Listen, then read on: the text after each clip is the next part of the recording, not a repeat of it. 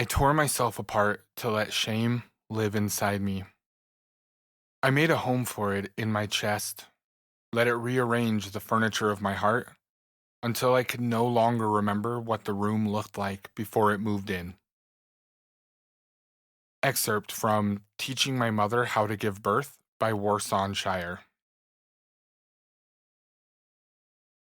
In an earlier episode, I made a comment along the lines of, whatever success looks like for a 38-year-old man, it's a safe bet that I'm the opposite. That comment was a lot of things. It was tongue-in-cheek, it was truthful, it was a little self-deprecating. But it was also the manifestation of a very particular part of my psyche, a part that was born from shame and learned how to survive by never letting me feel safe as my true self. In the last episode, I talked a bit about how shame keeps us quiet, how shame teaches us to silence the parts of us we're ashamed of out of fear. This episode is about the other side of the coin. How that shame also silently shapes the parts of us we do show to the world. How shame warps our entire being until you are no longer you, but rather the you it tells you that people will accept and love. Welcome to I Hope I'm Wrong. This is episode 5, The Shadow of Safety.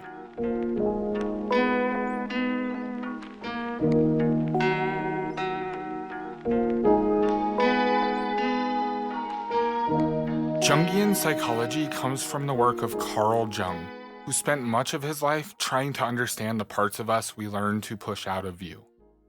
One of the ideas he's most known for is something called the shadow. In 1951, Jung wrote, "Everyone carries a shadow, and the less it is embodied in the individual's conscious life, the blacker and denser it is." The shadow doesn't show up as something obvious or monstrous. It weaves itself into what we come to think of as our normal selves, into our habits, our reactions, the way we interpret joy, sadness, and connection. Over time, it becomes a filter so familiar that we stop questioning it at all.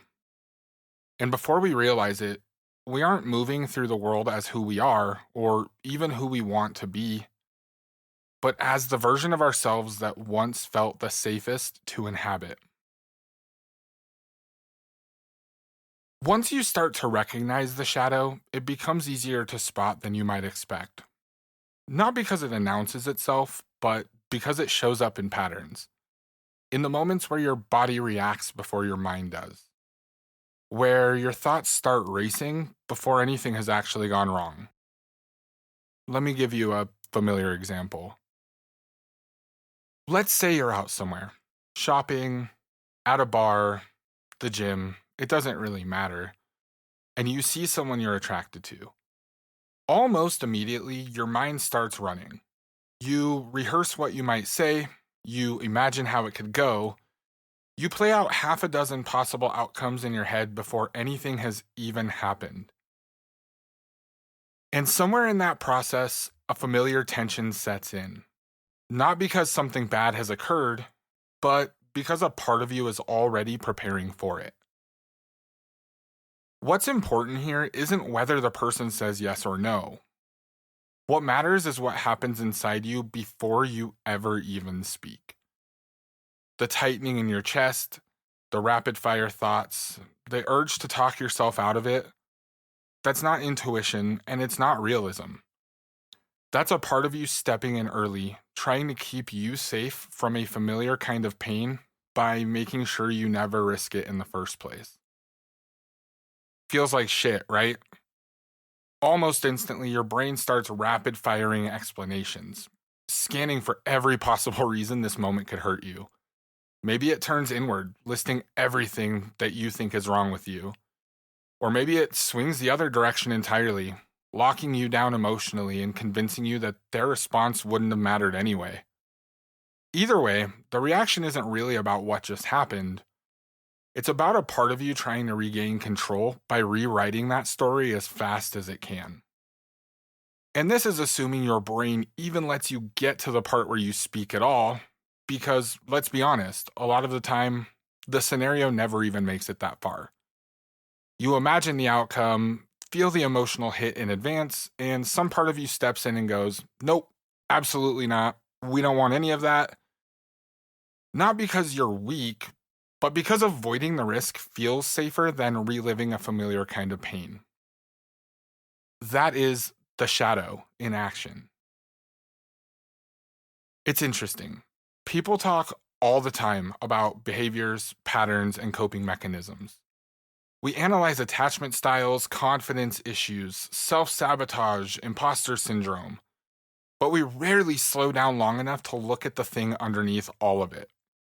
The parts of us that formed quietly in the background to keep us safe and never learned how to stand down once the danger passed.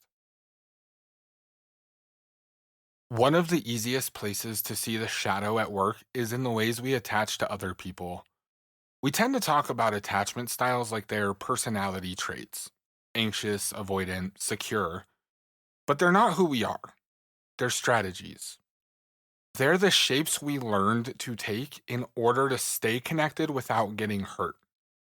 And when you look at them through that lens, attachment stops being about what's wrong with us and starts being about what we learned to do to feel safe. Take anxious attachment, for example. It often looks like neediness or insecurity on the surface, but underneath, it's usually a part of someone that learned early on that taking up space was risky. A part that believes closeness has to be earned, that love is conditional, and that asking for reassurance might cost you the very connection you're trying to protect. So it stays vigilant, hyper aware, always scanning for signs that it's about to be too much. Avoidant attachment is often misunderstood as indifference, but it's usually the opposite. It's a part of someone that learned it was safer to be self contained, to rely on achievement, independence, or competence instead of vulnerability. Underneath that self reliance is a deep fear of not being enough, the fear of being hurt, unsure, or exposed. So a mask of strength forms. Stability becomes armor. Because somewhere along the way, this part learned that if anyone ever saw the version of you that wasn't strong, if they saw you break down or need support, they'd get annoyed, overwhelmed, or leave altogether. Notice any similarities there?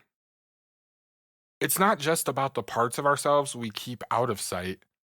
It's also about how the parts we do show have been shaped away from who we actually are. Different behaviors, different presentations, but the same underlying pattern. Parts of us shaping our tone, our needs, our confidence, and our distance in ways that feel acceptable and safe rather than addressing our true needs. Whether we cling or pull away, over explain or shut down, the goal isn't authenticity or connection. It's control, the kind that keeps us from being hurt in familiar ways. This is why we end up clinging to certain coping mechanisms so tightly. It's why we drink, overwork, overthink, overexplain, shut down, control our environments, or just lose ourselves in distractions. Not because we're broken or weak, but because these behaviors once helped us regulate something we didn't have language for yet. They're not random. They're the tools the shadow reaches for when it believes safety is at risk. Another place this shows up is in something we call imposter syndrome. It's usually framed as self doubt, but more often it's a protective part refusing to believe in safety. A part that assumes belonging is only temporary, that success is borrowed, and that if you let yourself feel too secure, you'll be caught off guard when it's taken away. So instead of settling into what you've earned, the shadow keeps you vigilant, waiting for the moment someone realizes you don't belong. I feel that every day with this podcast.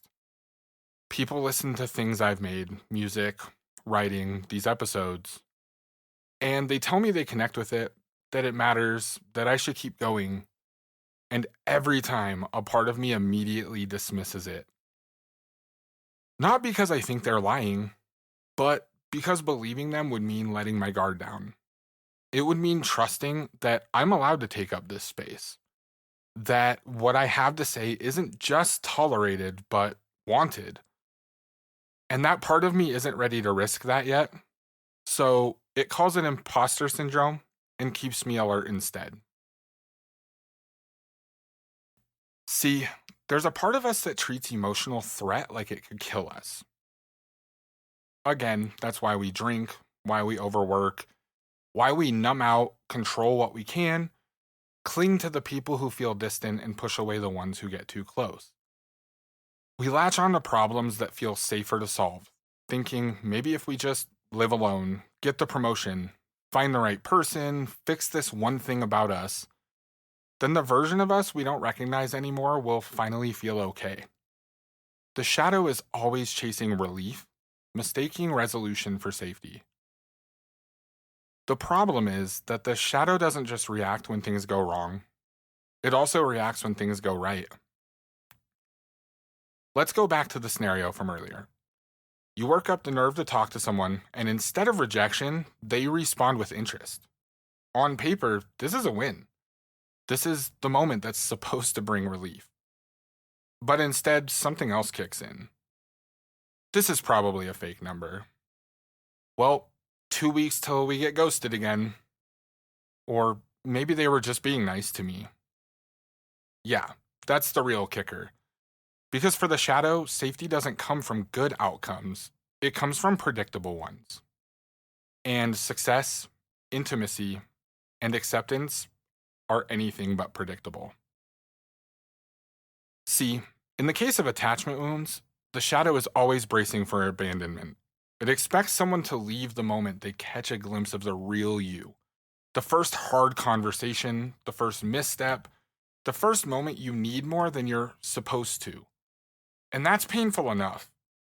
But when someone sees those parts and doesn't leave, when they stay, when they say, it's okay, let's work through this, that can feel even more destabilizing. Because now the shadow doesn't know how to keep you safe, and it starts searching for the catch. That's when the spiral starts. Because once someone stays, the shadow goes into overdrive trying to explain why it can't be real. They're probably just being nice. They don't actually feel that way. They're secretly mad and just don't want to say it. They'll leave once they see a little more.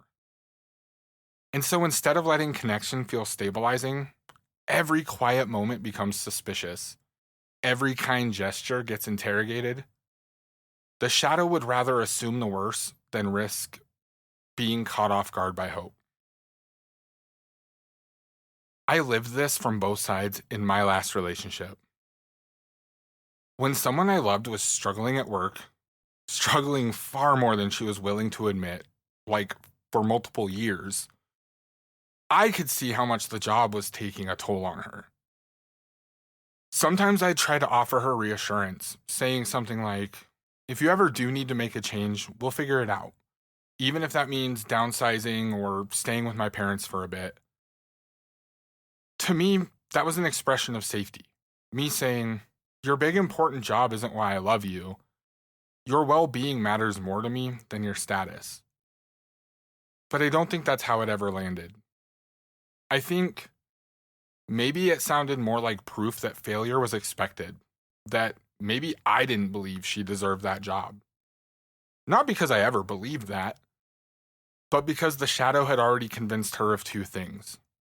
That a significant part of her value lived inside that job, and that she wasn't even actually deserving of it. And I wasn't immune to this either. I was carrying my own shadow the entire time. The fear that the version of me someone might actually stay with required a more adult career, a more impressive trajectory, something that looked stable and respectable from the outside. Even when she reassured me that she supported whatever I wanted to do with my life, that I didn't need to become something else to be worthy of staying, I never fully believed her. I heard the words, but they never landed. Not because she wasn't being sincere, but because my shadow didn't trust that kind of acceptance either. It kept telling me that support was conditional, that love had a fine print, and that if I didn't eventually become more impressive or established, I'd be exposed as not enough. So I put unrealistic expectations on myself for the kind of job I should have. One that made any success or position I did have that fell short of that expectation feel like a failure that wasn't good enough. Looking back, I don't think these are separate issues at all. Her fear of losing value without that job, and my fear that I needed a more adult career to be worthy of staying for, both of these were just a form of imposter syndrome wearing different masks. The same core belief playing out in different ways. That who we were, as we were, wasn't enough to belong. And when that belief is running the show, reassurance doesn't land. Success never feels secure, and love starts to feel conditional, even when it isn't meant to be. It's interesting to be able to spot these patterns now, because it makes it impossible to see our struggles as isolated anymore. The same belief shows up everywhere. What we call imposter syndrome at work doesn't stay neatly contained there. It inevitably bleeds into our relationships, our sense of worth, and the way we attach to people. And the reverse is just as true. When we don't believe we're enough to be chosen, that doubt finds a way to express itself in every part of our lives. And when we live like this long enough, something subtle but devastating happens. We start confusing safety with identity. The longer we perform a version of ourselves that feels least risky, the harder it becomes to remember which parts were chosen and which parts were surrendered. We tell ourselves we're being realistic, mature, responsible. But underneath that logic is fear. Fear that being fully seen would cost us connection. Fear that the parts of us that feel most alive are also the parts most likely to be rejected. We don't choose that safe, small version of ourselves because it's who we really are. We choose it because our shadow believes we are destined to be rejected. We believe that curating this shape of safety will remove the threat and the pain of that possible rejection when, really, the only thing it ends up removing is any possibility of really belonging. The possibility of love. The possibility that someone might see the parts of us we keep hidden, be accepting of them, and still believe that we are worthy.